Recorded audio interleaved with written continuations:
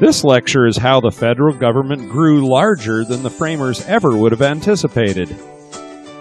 As we've discussed, the federal government could only do those things that were specifically enumerated in the Constitution. But many things the federal government does today are not listed anywhere in the Constitution. For example, the federal government is heavily involved in education, but that's not mentioned anywhere in the Constitution. Nor is environmental protection, or the war on drugs. So how did the federal government become so strong? The first major event was a Supreme Court decision named McCulloch v. Maryland.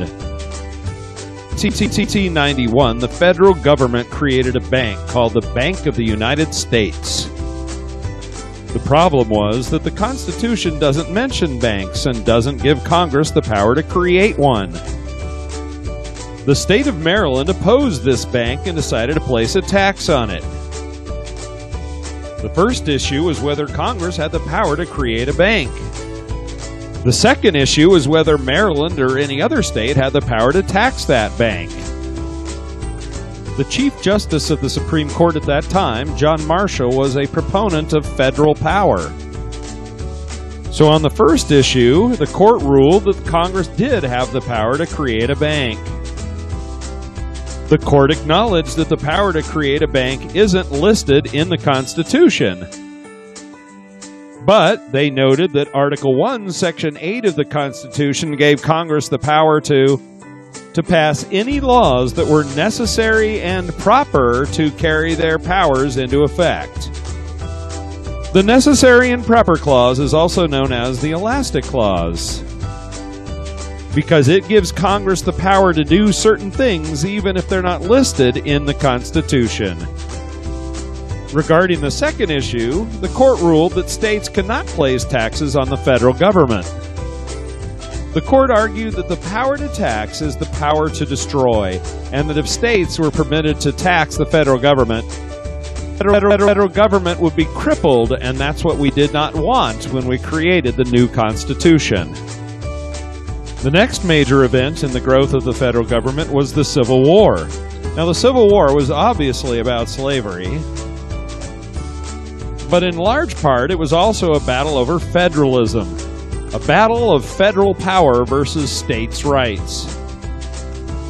And the Northern victory was also a victory of federal power over state power.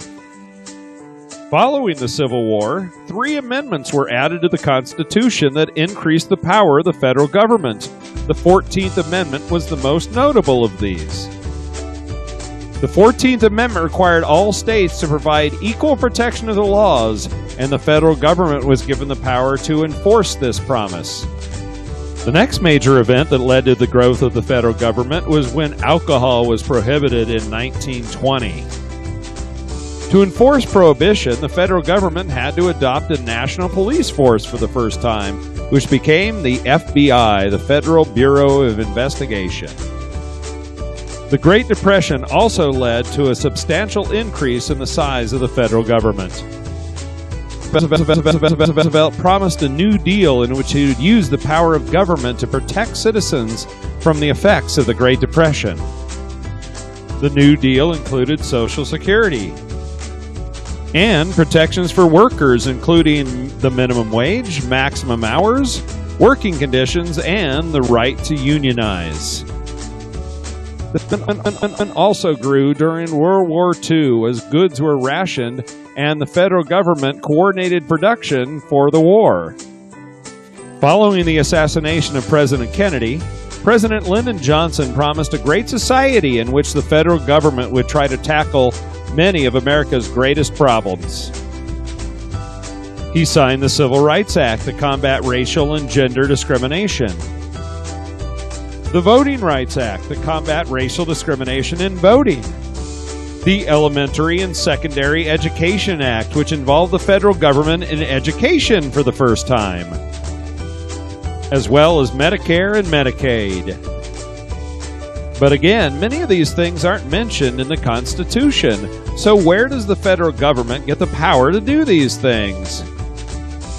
The answer, the Interstate Commerce Clause. The Constitution gives Congress the power to regulate interstate commerce, and that's a far-reaching power indeed.